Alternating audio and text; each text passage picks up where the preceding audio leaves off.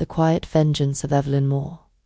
I never thought I'd be the kind of person to seek revenge. But when life pushes you to the edge, sometimes you find yourself doing things you never imagined. This is the story of how I, Evelyn Moore, turned my pain into a silent, meticulous retribution. It all started when I lost my job at the accounting firm, where I had worked for over 15 years. Not because of performance I was among the best, but because of a merger where the new management decided they needed fresh blood. The HR director, Paul Jenkins, had always had it out for me. He was the one who suggested my position be optimized away.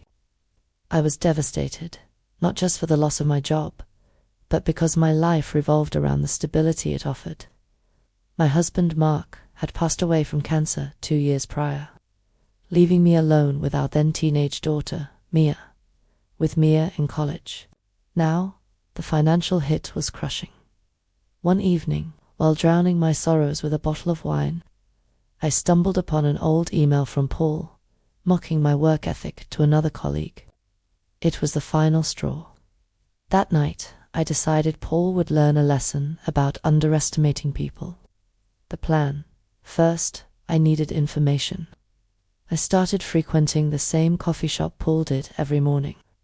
It took weeks of patience, but eventually he saw me as just another face in the crowd. I learned about his habits, his family, and crucially, his pride, his vintage car collection. My revenge was not going to be loud or violent.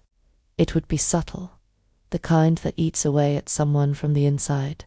I decided to target what he loved most, his cars. But I wasn't going to vandalize them. That would be too obvious. Instead, I'd make them his downfall.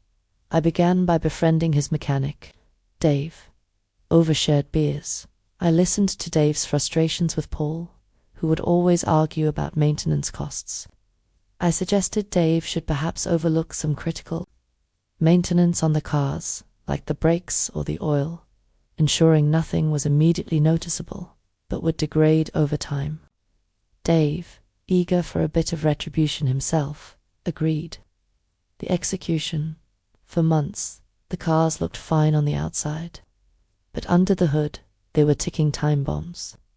I watched as Paul drove each car, oblivious to the slow decay. Then came the day when his prized 1969 Mustang broke down spectacularly in the middle of a busy intersection. The embarrassment was palpable, but it was just the beginning. Next, I turned my attention to Paul's finances. Having worked in accounting, I knew a few tricks. I started small, suggesting to mutual acquaintances that Paul might be good for investment advice. Those who took the bait soon found themselves victims of his overconfidence.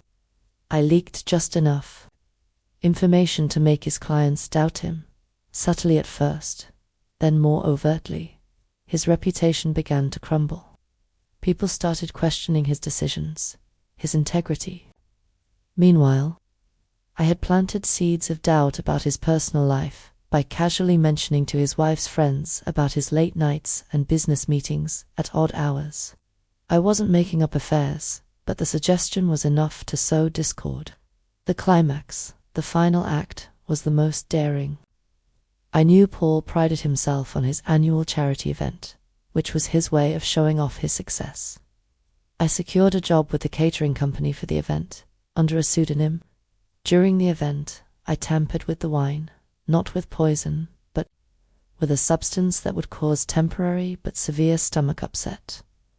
As the event unfolded, one by one, attendees began feeling ill, including Paul. The event was a disaster, ending his social standing in tatters. The blame was pinned on his oversight, his supposed stinginess in hiring substandard catering. The aftermath.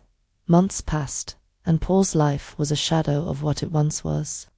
His marriage was on the brink, his business was suffering, and his beloved cars were more trouble than they were worth.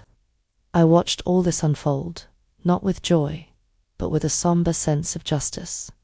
I never revealed my involvement. There was no need. My revenge was in seeing him understand the consequences of his actions. the slow erosion of his life. Now, I run a small accounting consultancy from home, helping others avoid the pitfalls I fell into.